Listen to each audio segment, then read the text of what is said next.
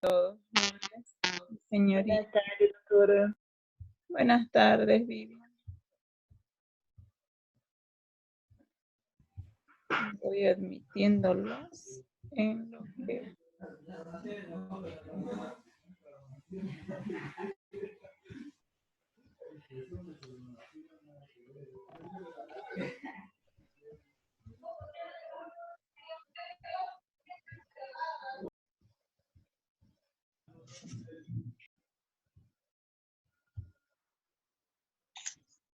Ay, ¿por qué no puedo verlos a ninguno? Porque estamos feos y despeinados. Ya, voy a llamar lista. No sé. Yo despeinado nomás. No nos avisa.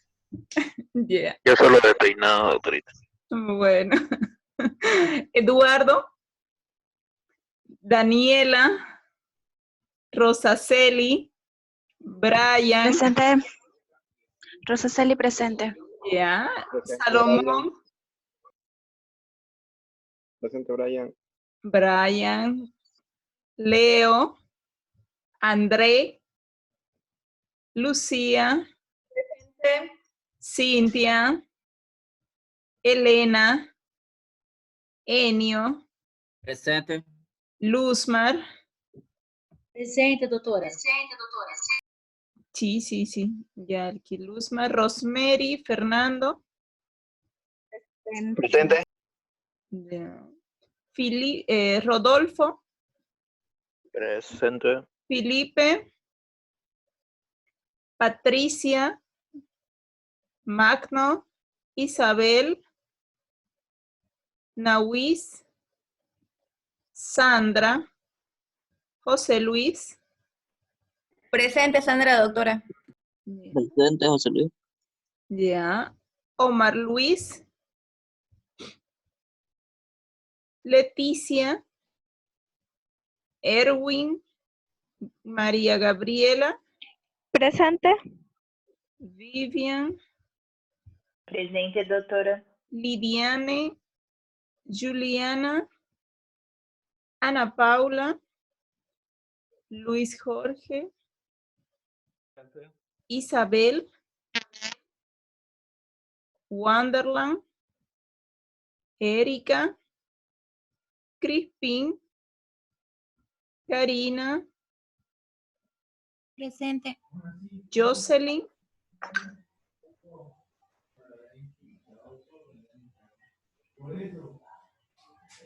Jocelyn.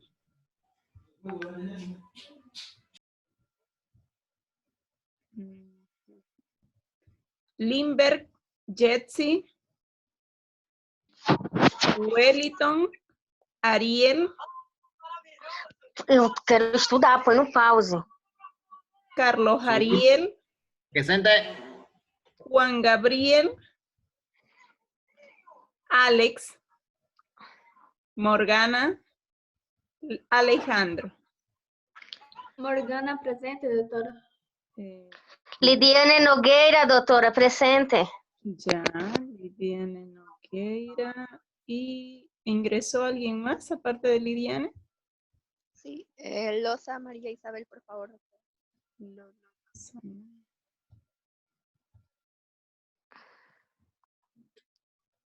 Doctora, ¿puso presencia Ya. para mí? Morgana. Sí, ya puse Morgana. Está Ya, bien. gracias. Ya.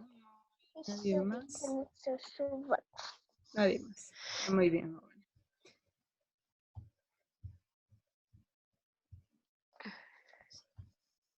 Perfecto. Bien. Bueno, vamos a continuar con el avance de la materia y el día de hoy vamos a ver el tema de trastornos de ideas delirantes. Y empiezo a compartirles ahí la diapositiva. Bueno,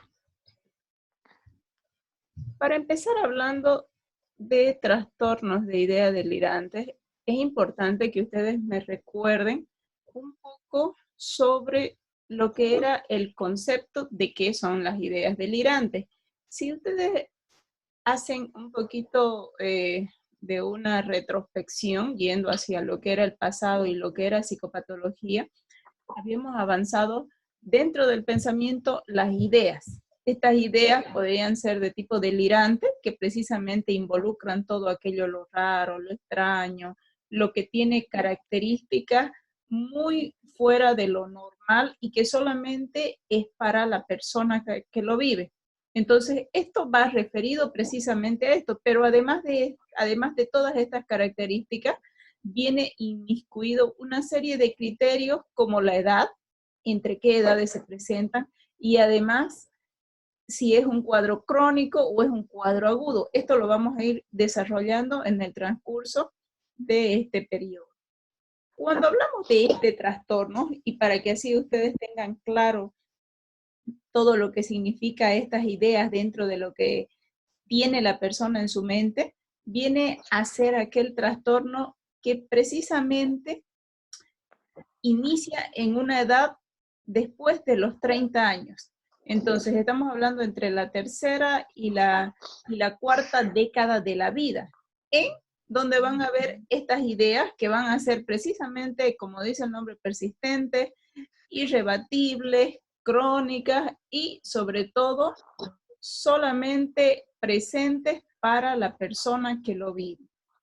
Muchas veces estas ideas son de un tipo que pueden aparecer normalidad. Su micrófono, por favor. Entonces, todo este tipo de trastorno engloba lo que es el manual de diagnósticos mentales. Y en el manual de diagnósticos mentales tiene precisamente su codificación, que es el F22. Entonces, esta es una enfermedad psicótica. Psicótica porque tiene delirio y en algunas oportunidades va a también tener alucinaciones. Micrófono, por favor, señorita. Yeah. Seguimos entonces. ¿Cuál es el otro nombre que se le da a este trastorno de ideas delirantes? También es conocido como la famosa paranoia. Así que si ustedes en alguna vez han escuchado hablar de qué es la paranoia o a qué hace referencia, precisamente a este trastorno de ideas delirantes, porque dentro de una de las características que se presenta como la idea delirante principal es precisamente con las ideas de tipo paranoides. Entonces, todo esto tiene que ver porque hay una carga de intensidad elevada y que además se ve progresiva en lo que son las creencias de esa persona. En la persona que lo padece aparenta una normalidad, no ven una alteración en lo que es su antes y su después de lo que inicia la enfermedad, porque evidentemente ha habido un desarrollo adecuado a todas las circunstancias. Incluso son personas que tienen familia, que tienen toda una vida social dentro de lo normal, activo, además de esto que son personas que pueden llegar a tener una muy buena adaptación al nivel tanto formativo como educacional, como también en la parte sexual, en la parte de familia. Entonces son personas que sí se caracterizan por una muy buena adaptación social, a diferencia de lo que es la esquizofrenia, donde también pueden haber estas ideas delirantes, pero estas ideas delirantes distorsionan totalmente lo que es su comportamiento en el ambiente. Entonces aquí ya vemos una clara diferencia en eso. Entonces, este trastornos de ideas delirantes, como les había dicho, pueden y no pueden haber alucinaciones. Y si son frecuentes y si hay, presencia de alucinaciones en este trastorno de ideas delirantes, no se va a acompañar precisamente de algo que sea fuera de la realidad, sino más bien que va bien congruente a lo que es la idea que se presenta. Entonces están bien ligadas, como que hay entonces una comunicación y una fluidez entre lo que es la idea y entre lo que es la idea delirante y lo que es la alucinación. No va a estar separado, o sea, no va a ser como anormal y raro. Es más, hasta a veces es muy creíble toda esa idea que presenta el paciente. Ahora, este trastorno es un trastorno evidentemente crónico. Una vez que se ha instaurado en el paciente o en la paciente, entonces este trastorno va a durar por toda la vida del paciente. Y esto también va a ser seguramente una forma de que reciba algún tratamiento de forma prolongada o a largo plazo. Seguimos y vamos a ver cuáles son los aspectos ya clínicos de lo que es el trastorno de ideas delirantes. Cuando nosotros hablamos de ideas delirantes, antes de poder entrar en lo que ya significa los criterios que tiene que cumplir una persona para clasificarlo dentro de este trastorno, necesitamos recordar un poquito de qué es una idea delirante. Y esto vamos a hacerlo de una forma un poco más rápida porque ya lo hemos visto el anterior semestre. Entonces, ¿qué características tiene que cumplir? Ahí lo tienen ustedes en su pantalla. Primero, la convicción absoluta que debe de tener el paciente. Esa idea tiene que estar con él totalmente una creencia que no se modifique. Está convencido de que esa idea es así y aunque ustedes le muestren otra realidad, no va a cambiar para esa persona. Además de que tiene una significación personal esa idea. Es parte de él. No se puede modificar frente a cualquier evidencia que se le presente, además de que puede ser a veces muy poco probable esa idea y a veces puede tener hasta un contenido un poco fantástico como irreal y sobre todo que no es compartido por personas de otro nivel sociocultural. Entonces es solamente para la persona y no se comparte con nadie más. Esas 5 características para todas las ideas de tipo delirante. ¿Cuáles son los criterios que debe de cumplir una persona para que tenga este trastorno? Evidentemente, primero, la presencia de una idea delirante o de varias ideas delirantes que estén relacionadas, si es una o si son varias, tienen que ir relacionadas entre ellas.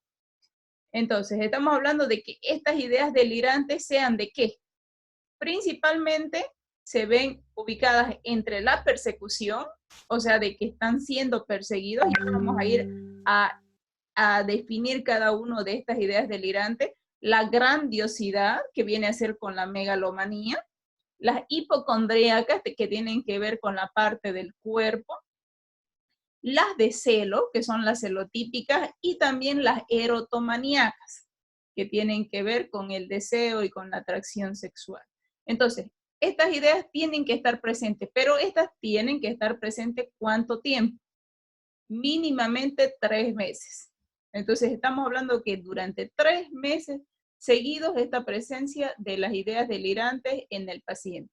Además de esto, que ya la edad acá no está especificado, pero yo a ustedes ya les he dicho que se presenta entre la 3ª y la 4ª década de vida del paciente. Entonces estamos hablando que entre los 30 y los 40 años se desarrolla.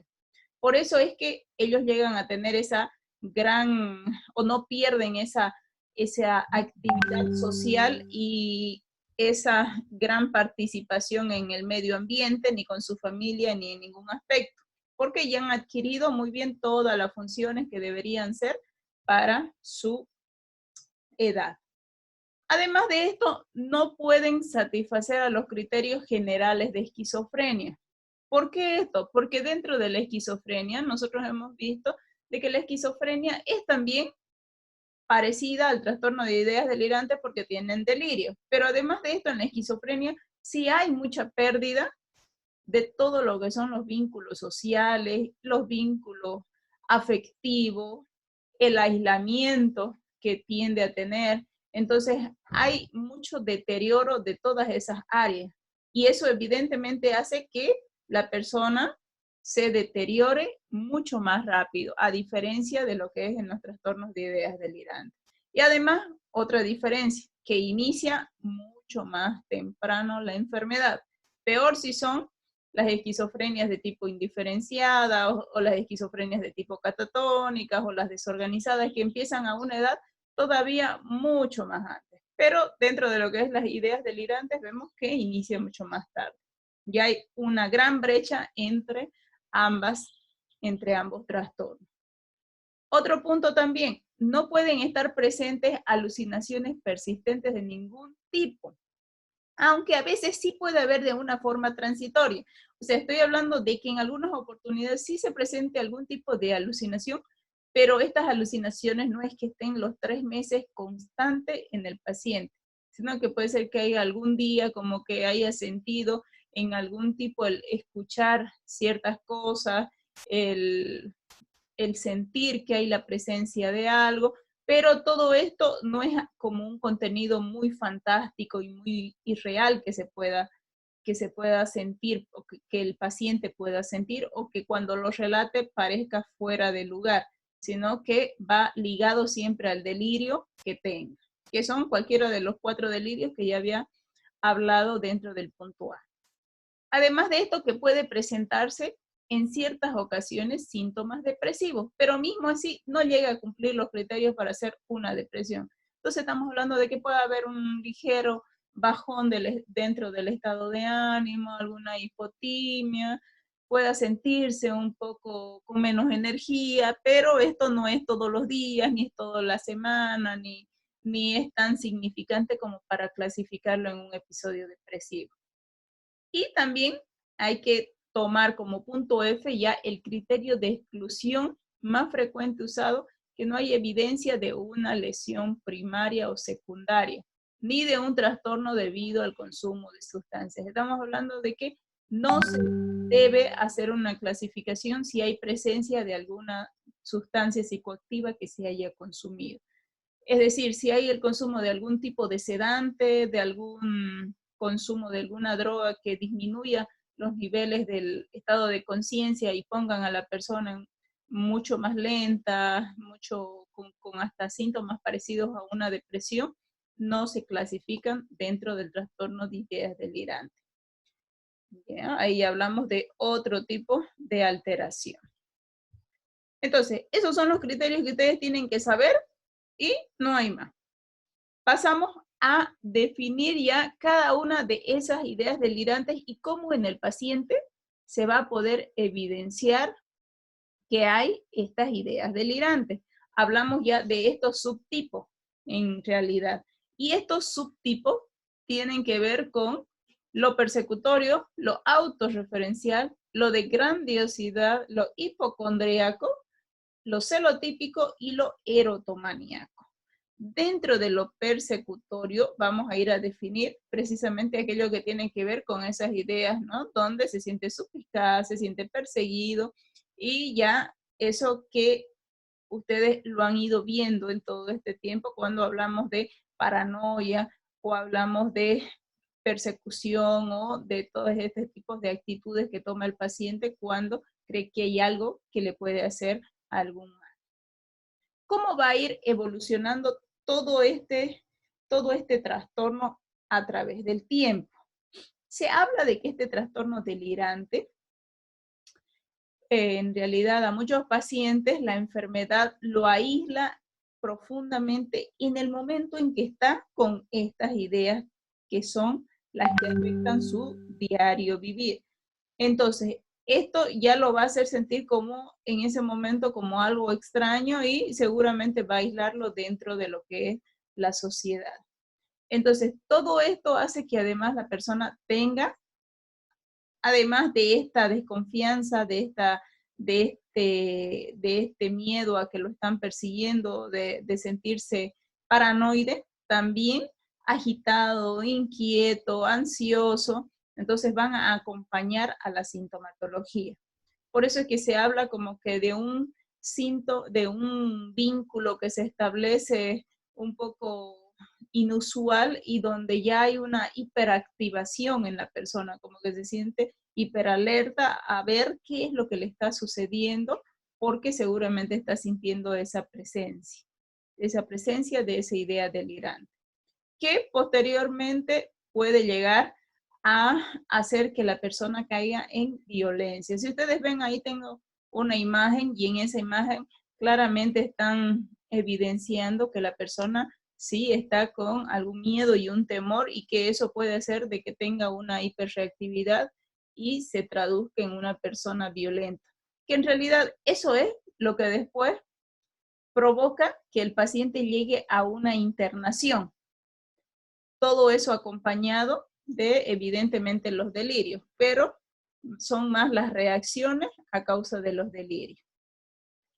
Entonces, con todo eso, ya vemos de que la influencia, que parece en ciertas ocasiones haber cierta influencia a nivel cerebral por el abuso que se tenga de alcohol o de algún otro efecto patológico que alguna otra droga pueda haber creado. Entonces, estos evidentemente van a hacer que la enfermedad se torne un poco más resistente y sea un poco más difícil de poderla tratar. También se ven algunos factores que son de tipo hereditario. Se habla de que hay trastornos delirantes o trastornos psicóticos que se pasan de generación en generación. En la esquizofrenia ya lo habíamos visto, que sí hay un gen preponderante. Aquí también, entonces esto es importante tomar en cuenta y siempre dentro de la historia clínica hacer una anamnesis adecuada para recolectar todos esos datos que pueden servir a la hora de poder tratar al paciente. Ahora, la enfermedad, dentro de lo que ya llega a ser la epidemiología, afecta tanto a hombres como a mujeres. Pero hay cierta literatura que manifiestan que más afecta al sexo femenino. Pero en realidad la edad en la que se presenta es entre los 30 y los 40 años. ¿Qué implica todo esto? Que haya, además de eso, individuos que se muestren con unas creencias que van a ser expresadas de una forma anormal. Siempre con las quejas físicas, siempre con procesos que vienen acompañados de algo legal, denuncia. Siempre utilizan esa forma de poderse defender porque seguramente la presencia del delirio viene muy ligado a lo que es eso. Entonces, dentro del contexto, incluso se habla de que hay personas que están inmiscuidas en la parte religiosa, espiritual, y ellos son los que ya llegan a participar de una forma tan extremista en esto que ya se convierte en un delirio.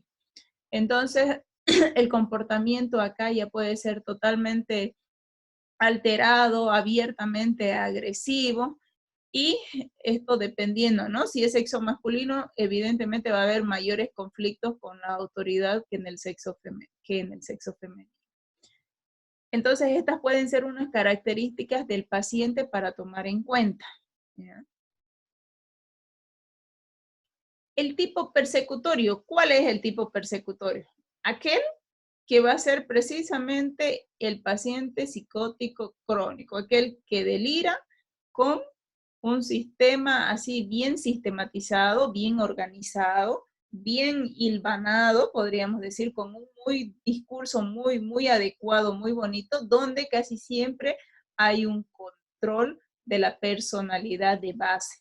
Entonces, las amenazas de persecución parecen tan reales que hasta por otras personas que sin conocer al paciente pudiesen creer de que en realidad sí hay alguien que lo está persiguiendo con un fin, qué sé yo, de que le deben algún monto de dinero, que él debe y que están armando toda una trama para poderle quitar algo. Entonces puede haber alguna amenaza así, que no deja de ser cierto, eso puede pasar en la vida real. Entonces, esto casi siempre se ve involucrado así.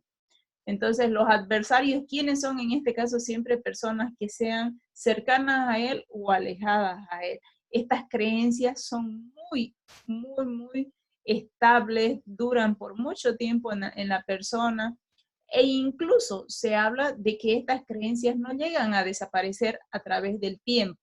Lo único que llega a desaparecer es la intensidad y cómo se presentan, pero mismo así la creencia y esta idea persiste.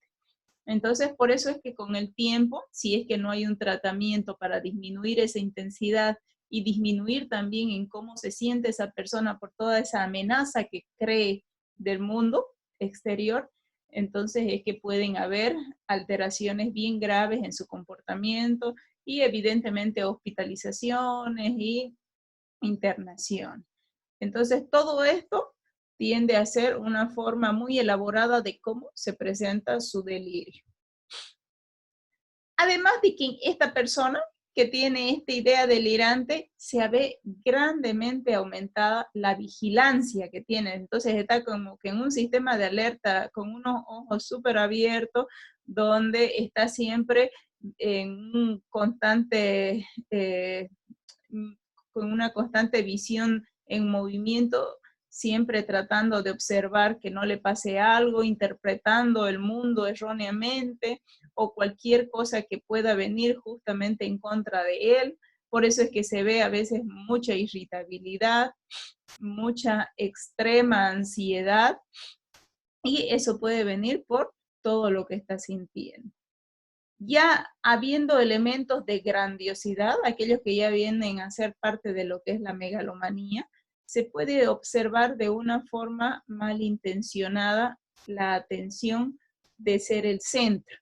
Entonces hay algo inexplicable ahí para la persona y ya la enfermedad puede progresar a tener una tendencia ya de un mayor de número, ya que llega a ser mucho más alejado de lo normal. Estamos hablando ya de que puedan haber efectivos policiales, de que puedan haber personas del gobierno, de que puedan haber otras instancias que sean y que agranden todavía mucho más los delirios. Entonces, todo eso es lo que viene involucrando a las ideas del paciente. Como también en los otros subtipos del trastorno delirante, muchos individuos son capaces de ocultar sus ideas. Eso también es importante tomar en cuenta porque hay una gran mayoría de pacientes que tiende a guardarlo en silencio, lo que siente, y lo guarda y lo guarda y lo oculta, y en el momento menos pensado, cuando se acumula todo, ya el temor de ser agredido, entonces es ahí donde puede salir mayor irritabilidad y ahí a confrontar recién la situación, y esa confrontación evidentemente puede venir con bastante agresividad y daño a la otra persona. Entonces hay que tener mucho en cuenta que cuando existe eso, la persona evidentemente se va a aislar del lugar en donde se encuentra. Y al aislarse es porque seguramente está pasando por esa idea delirante. Entonces, a pesar de la reputación de la violenta que tiene toda esta paranoia, todas estas ideas que vienen con la persecución, solo hay una pequeña proporción de estos individuos que van a recurrir al ataque. Es lo que se dice dentro de todos los porcentajes que se manejan dentro de este trastorno, pero ya la sensación de peligro puede ser profunda para el individuo que se siente indefenso dentro de esto. Entonces, también podemos ver que puede haber mayor desinhibición por el consumo de algún tipo de sustancia, y además que esto puede inducir a que sea mucho más inestable y crónico la enfermedad del paciente. ¿Qué es importante acá recalcar? Que nosotros tenemos que tomar en cuenta una evaluación no solamente con el paciente, sino también con la familia, para que nos pueda relatar si evidentemente hay aislamiento después de sentirse temeroso porque algo está sucediendo. Entonces eso puede ser una pauta y un indicio para darnos cuenta de si podría desencadenar posteriormente en algún tipo de agresión hacia terceros. Seguimos dentro del tipo persecutorio y hay que evidenciar, además de que todo lo que se ha descrito puede estar presente en el paciente, pero también hay que poder ver lo que predomina mucho más. Si hay predominación del recelo, de la irritabilidad, de si está suspicaz, si está temeroso, si hay un comportamiento que está siendo amenazante en cada momento, si hay conductas impulsivas, o si en algún momento está planificando hacer algo, entonces eso debe ser tomado en cuenta. Cuando se realiza siempre la anamnesis en el paciente, se debe llegar a un punto de generar la confianza para que así pueda comentar la situación por la que está atravesando. Todo esto en realidad viene a ser parte de lo que puede hacer de que el individuo hable dentro de lo que es la anamnesis y todo lo que ya viene a ser su motivo por el cual viene a consulta. Entonces, esto va a ser bien notorio cuando también podamos tenerlo enfrente y notar cuál es su comportamiento, si está precisamente así en un nivel de vigilancia constante, o si está temeroso, o si tal vez solamente nos quiere comentar algo para que lo guardemos en secreto y no así para que lo comentemos con su familia. Esto es muy importante para tomar en cuenta. ¿Qué más sucede con el trastorno delirante? Como es crónico y es presumible que además se pueda presentar de por vida, o sea, para toda la vida, hay que ver y evaluar bien la psicopatología que puede ir en crecimiento con el tiempo. ¿Y cuál es la psicopatología? Todo lo que hemos visto. Entonces, ver si va a seguir presente esa conducta y esa actitud irritable en el paciente, si hay muestras de amenazas, si hay alguna muestras de que planifica algunas situaciones, si son constantes y repetidas amenazas frente a algunos aspectos que no pueden ser muy relevantes, si está siempre haciendo denuncias, si hay siempre comportamientos muy repetitivos, donde se sienta perseguido él así por alguna situación o ella, entonces todo eso tiene que ser tomado en cuenta. Además de que también vamos a ver si hay la cooperación en el hecho del tratamiento, porque si esto es escaso, evidentemente va a resultar en una conducta negativa para el paciente y también para lo que significa su evolución. Entonces todo eso hay que evaluar. Como este es un trastorno de tipo crónico que inicia después de la tercera y la cuarta década de vida, entonces vemos que la capacidad intelectual que tiene el paciente es normal. La capacidad de razonar y el pensamiento es lo que se va a ver también de una forma intacta. Pero ya la forma en cómo maneja sus creencias y la forma en cómo emite juicios de valor frente a la circunstancia, eso es lo que se va a ver alterado. Entonces eso es bueno tomarlo en cuenta porque seguramente si es que la idea delirante persiste siendo la de persecución por mucho tiempo, es muy probable que dentro de su trabajo, que a lo que se dedique y lo que haga, probablemente siga haciéndolo de una forma muy correcta, muy adecuada y tome buenas decisiones. Pero ya si su trabajo viene ligado a lo que es ese delirio de persecución que tiene, muy probablemente ahí es donde también se ponga en riesgo el mismo actuar de la persona y más aún si tiene esta idea delirante con alguien del lugar donde precisamente trabaja. Entonces eso es importante tomar en cuenta porque puede venir congruente con lo que se encuentra dentro de su parte laboral, como también puede ser que no. Bueno, terminamos ahí con lo que es lo persecutorio y pasamos a las ideas delirantes de tipo celotípicas. ¿Cómo va a ser la clínica en el paciente? ¿Qué es lo que va a padecer el paciente? Cuando hablamos de la celotipia, evidentemente la palabra que se nos tiene que venir a la mente acá son los celos, no hay más. Y los celos implican aquellas ideas, esos pensamientos, donde puede haber totalmente irracionalidad, una intensidad muy elevada y sobre todo en cómo esto lo va a ir a expresar el individuo y siempre estos delirios van acompañados de celar a la pareja. Si es hombre, a la mujer, si es mujer, al varón, o si es homosexual, al del mismo sexo. Entonces estamos viendo de que este individuo está convencido de que hay una culpabilidad de la pareja porque evidentemente cree que le está siendo infiel. Entonces, esto está presente en esos 3 meses que habíamos hablado y todo el tiempo. Siempre esto se acompaña con una proporción, toda esta celotipia tiene características siempre de suspicacia, siempre de irritabilidad, de tener un manejo posesivo de esa persona. Entonces, es bien patológico en la forma en cómo trabaja, en cómo actúa con su pareja. Como la creencia es de infidelidad, entonces también esto va a hacer que no acepte cualquier otra contradicción, sobre todo de esta persona que llega a ser su pareja. Por eso es que terminan en mucha irritabilidad, terminan en agresiones físicas, terminan en hacer daño a la otra persona. Y se manejan casi siempre el paciente delirante, el que tiene este trastorno de ideas delirantes, se maneja con pruebas. Si en el anterior caso, viendo sobre las ideas delirantes de persecución, entonces siempre está buscando pruebas en cómo la persona la está persiguiendo.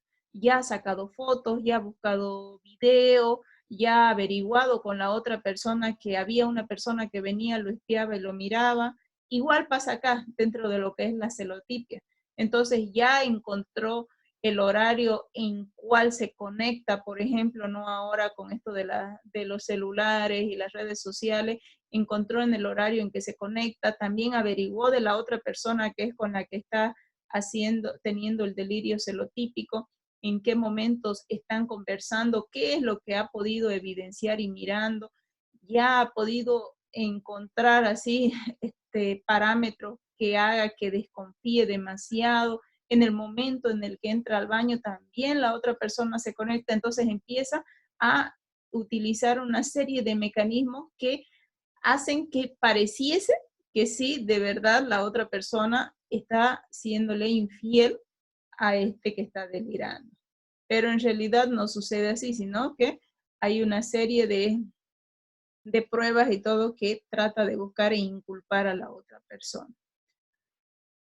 Todo esto tiene que venir de la mano con un interrogatorio que es interminable, siempre la constante vigilancia. Por eso es que se acompaña incluso de pérdidas del sueño. En todos estos delirios hay una disminución del sueño porque están pendientes de todo lo que ocurra de acuerdo a ese delirio. Dentro de lo que es la celotipia ya delirante como tal, típicamente sí tiende también a volverse crónico.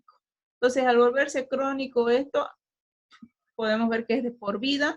El tratamiento puede ser un pronóstico dependiendo del tipo de delirio, si no hace tratamiento en algo que tal vez podría ser fatal para la víctima, porque el sentirse infiel o el creer que lo están engañando, entonces podría terminar en algo muy grave. Y eso habría que evaluarlo bien. Entonces, esto hay que tomar en cuenta.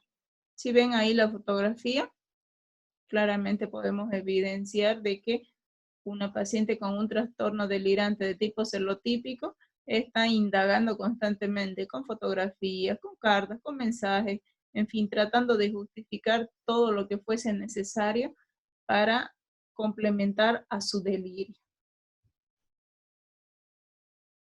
Y el trastorno de tipo delirante, pero ya subtipo erotomaníaco.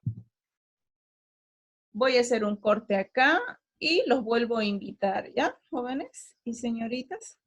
Bueno, Porque ahorita doctora. Ya, doctora.